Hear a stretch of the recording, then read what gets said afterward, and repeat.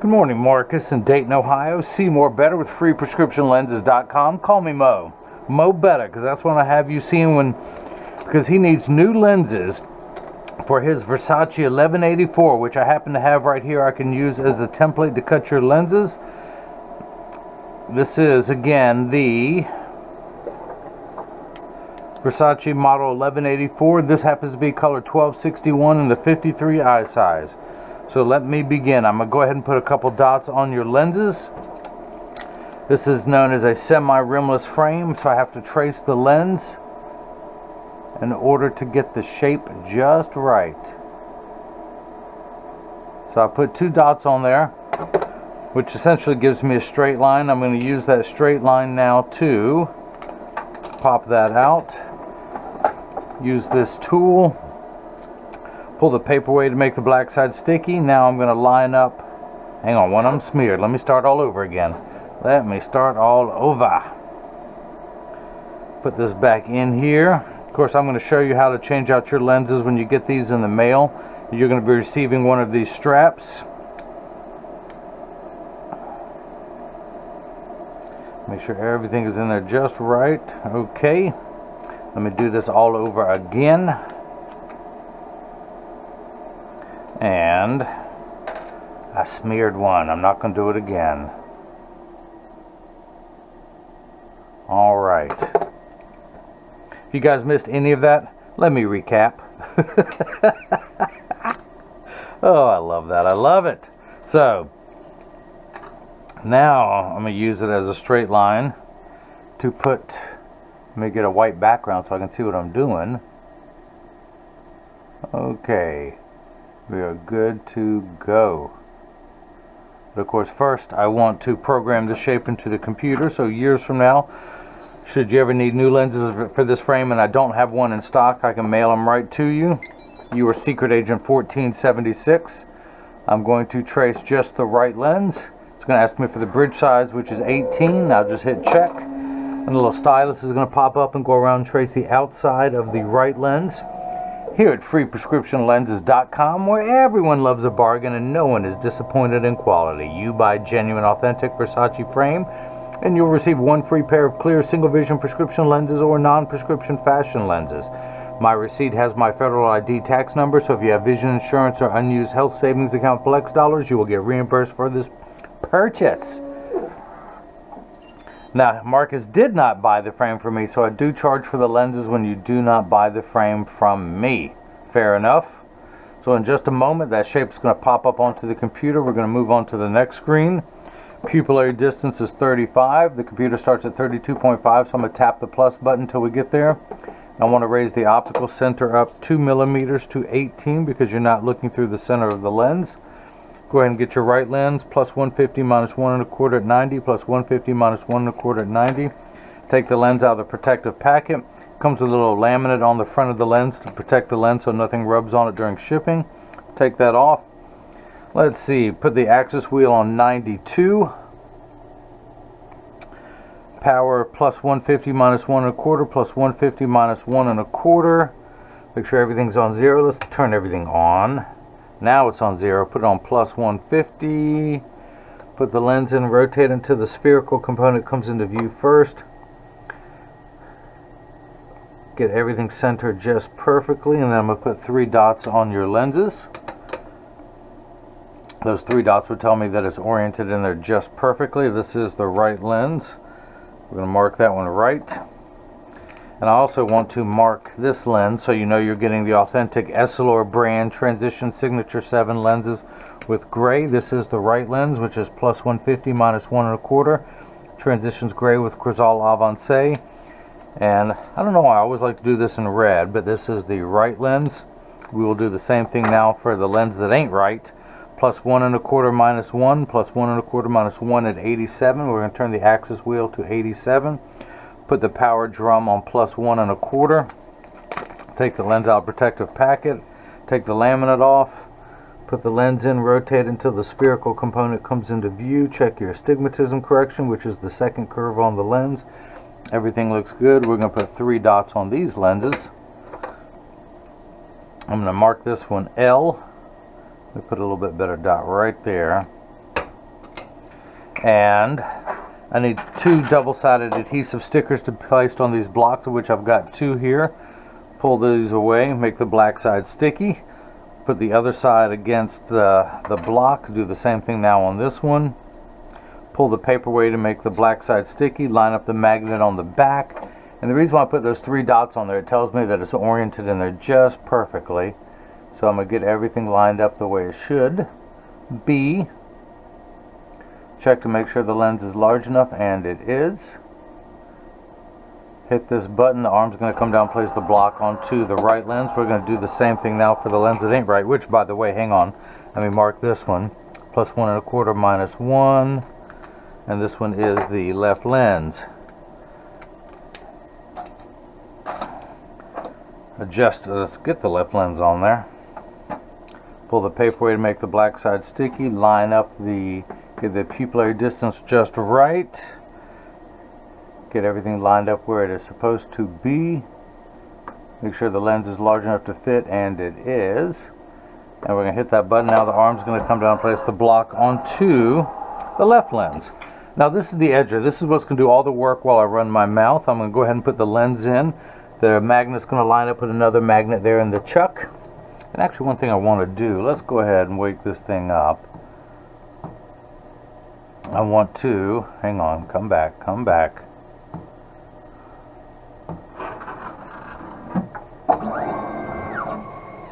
want to clean everything off first thing in the morning. This is some Schwarf left over when it gets to the safety bevel.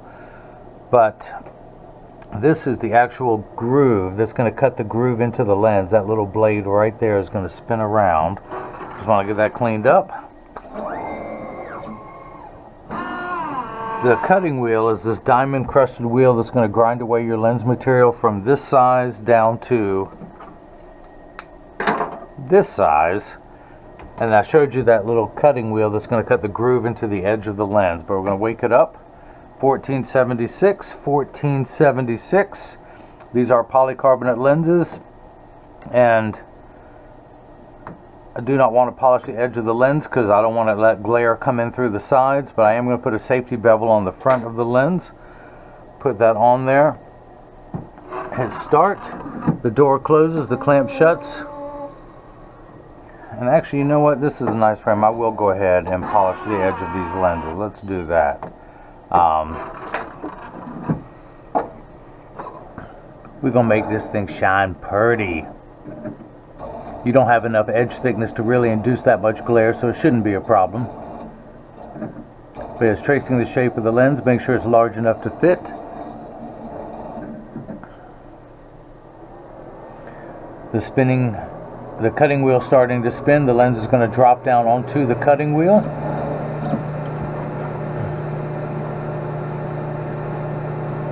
The water you see flickering in the background is optical salt. It's there to catch the optical sawdust as it comes off the cutting wheel. Polycarbonate lenses cut dry, where plastic high-index plastic cut wet, meaning the water sprays onto the lens for the duration of the cutting cycle. Now, water will spray onto your lens, Marcus, but only to wash away the optical debris for the last 20 seconds you see beginning to form on the edge of your lenses now. But as I mentioned, your lenses are made out of polycarbonate. Essilor, the parent company of Transitions and Crizal, calls polycarbonate airwear because they feel they are as light as air. Of course, these are the Transition Signature 7, the Roman numeral 7, the GY stands for gray, with Crizal Avance. If you don't believe me, you see it right here. Transition Signature 7 gray lenses, of course, Crizal Avance. Now, polycarbonate is 40% thinner and lighter than regular plastic. They're virtually unbreakable. These are high-impact ballistics grade lenses, the same lens material that our soldiers wear overseas in combat zones to protect their eyes from shrapnel and flying debris. It's also the same type of lens material that OSHA requires for safety glasses for anyone who works in a factory on the factory floor in manufacturing. Now, these are not safety glasses or safety lens, OSHA-approved safety lenses, but it is the same material. It also has 100% UVA and UVB protection built into the lens. We know what the sun's harmful ultraviolet rays can do to your skin, where your eyes are 8 times more sensitive than your skin. So you have permanent sunscreen for your eyes, unlike the lotions, creams, and sprays that need to be reapplied every couple hours when you're in direct exposure to the sun. Now the Crizal Avance that you got, which is one of the premium Crizal coatings, the machine that applies it takes over 24 hours to vaporize 8 different coatings onto your lens. So because of the time and the expense, see, now we got the spinning blade cutting the groove. So because of the time and the expense to literally vaporize 8 different coatings onto your lens, and it has to be washed and dried in between each coating, they put the industry's hardest scratch coating on there to protect your time and investment. But the main purpose of anti-glare is just that it reduces glare when driving at night, particularly driving at night in the rain, but from street lights, stoplights, computer screens, overhead, fluorescent lights and such. It also goes by the initials ARC, which stands for anti-reflective coating, so it reduces reflections. So when someone's looking at you, they're not looking at their reflection in your glasses. It makes for much better eye contact. Or if someone takes a picture with a flash, you won't see the flash in the lens, or less likely to see the flash. And if you take a selfie, you're less likely to see the reflection in the camera.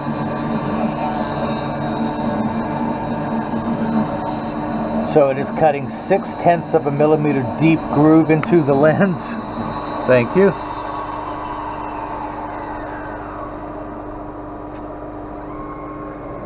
And just got handed a note from my lovely assistant. I love that thing one comes in and hands me a note.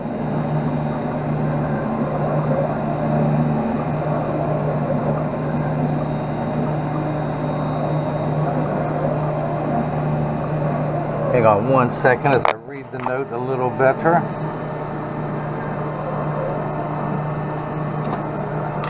And lots to do today, lots to do. So now it's getting the polished edges. Normally I don't polish myopic lenses. The people who are nearsighted, they have a little bit more thicker lens. You're going to have a very thin edge here, so I'm going to go ahead and do it. The larger, the thicker the lens, the more likely it is to induce glare. You're paying to have the anti-glare coating on the front and the back surface of the lens, but it will allow some lens in through the side. These lenses are so thin that you're not going to have really any glare. Plus the thickness of the string that goes around is going to stop that too. That's why I made the executive decision at the last second to go ahead and polish these. And it's a snazzy frame.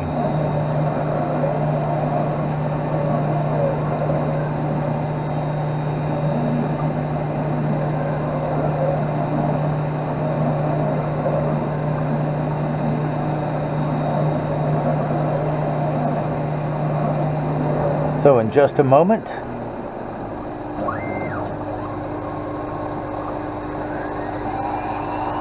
a lever's coming out. At the end of that lever is a spinning disc. That's what's going to apply the safety bevel to first the front convex surface of the lens and then to the rear concave surface of the lens. And in just a moment we'll be done with the right lens. Up, safety bevel on the back surface.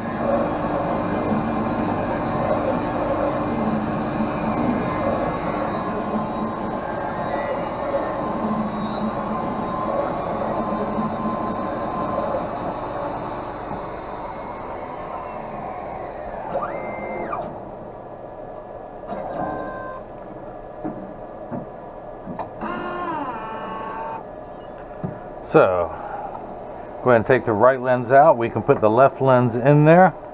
Flip that over to L and hit start. Just like before, the door will close, the clamp's going to shut. The lens is going to be traced by 2 white styluses, making sure that it's large enough to fit into the frame. You can see it's tracing the shape of the left side of the frame this time. And just like before, it's actually measuring the thickness of the lens at every point to know exactly and precisely where to place the bevel, so you have the least amount of edge thickness showing. Let me go ahead and pop the block off, pull the sticker away, add that to my sticker collection, run my thumbnail around to get all the optical sawdust off of the lens, run my thumbnail through that groove to try and get it out. If that is not enough, You see the little optical sawdust there? I've got a toothbrush here that has never been in the human mouth. It has been inside of another orifice. No, I'm just kidding. I'm kidding, Marcus. Would not do that to you. Alright, now that that's cleaned up, this is how, well, let me back up a little bit. In order to take the lenses out of your frame, let me put it back in there first. And again, you're going to be receiving one of these in the mail.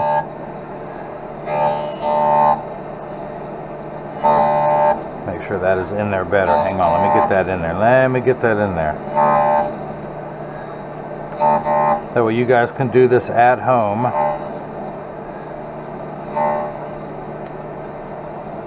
But in order to take your original lens out, you put your thumb at the nose. Grab the lens by the other side so it doesn't fall on the floor. Now I use my other thumb. I'm going to pull downward on the lens in this direction while pushing downward with my thumb. So my thumb is going to come this way and press downward, out it pops to put the new lens in there. Rotate the frame back upward. You see the string at the top, at the bottom of the frame. You also have one at the top. It's going to go inside the groove in the top of the lens. But you line everything up. You try and get this string tucked in there. That's the most important thing. Use the lens to push that string against the metal. Same thing for the one at the bottom. And then grab the strap, follow it around in that groove, and when you hear the snap, it's in there. I use this finger to hold the string down, then I slide that out. I'm going to come down here to the lensometer, spin the axis wheel back to 92, and put the lens in. I've rubbed off the pupillary distance, but I can get that back again. Get the center of the lens. I'm on plus 150, exactly halfway between 1 and 2. You need 6 steps of magnification. Everything starts at 0 and goes up in quarter increments, 0.25, 0.50, 0.75, 1, 1 1/4, 150. So 6 steps of magnification to be able to see far away. Now you need another 5 steps. So you have a 6-step curve this way. You need another 5 steps at 90 degrees away, and it's how you line those 2 curves up to make everything nice and crisp. And we're going to turn that axis wheel to 92, a straight line. Let's demonstrate with a toothbrush. 0 to 90 to 180. We're going to turn that fine tune knob to 92, 2 degrees past the 90th meridian. We're going to be 3 degrees shy of the 90th on the left eye. But we're going to check the second curve, and we're getting plus 1/4, 1 tick mark away from 0. That's because if you had $1.50 and then you load someone $1.25, you would have 1/4 left. That's where we're at, 1/4 in the black. Now let me go ahead and put the PD back on there, since it got washed off or rubbed off when I was working on it. There we go. We got that right there. See how thin your lenses are? Look at that. Look at that. I get some water on there. The counter's getting slipped. So it's on the polishing wheel. It's already been cut.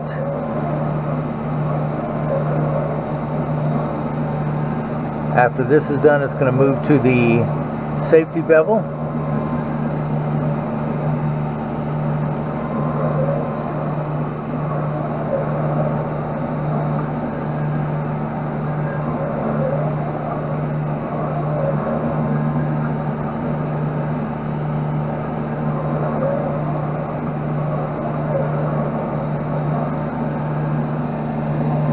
Pretty cool seeing the water splash onto the polishing wheel and then have it go in reverse because of the way the wheel's spinning, going towards the back of the machine.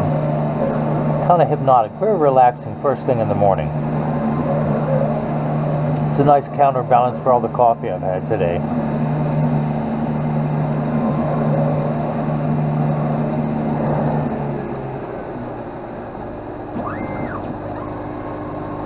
So now the safety bevel will be applied to the front convex surface of the lens, and essentially what it's doing is smoothing out any of the rough edges left over from the cutting process. Although the polishing wheel does a lot of that too.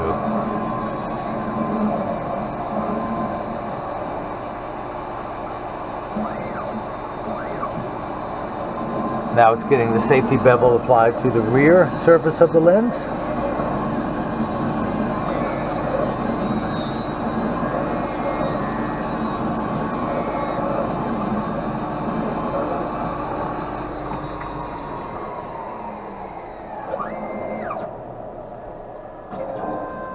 And in just a moment, I'll open this door with my mind. I can do other things with my mind. I can melt ice with my mind. I can. I just have to stare at it for a couple hours, but then I can do it. Gosh, come on. Why didn't anyone ever believe me? Pop that off. Dry that off. Throw that in there. Add to my sticker collection. Get all the optical sawdust off the edge of the lens. And try and get it out of the groove itself. And what my thumbnail won't get, so let's go ahead and use the toothbrush.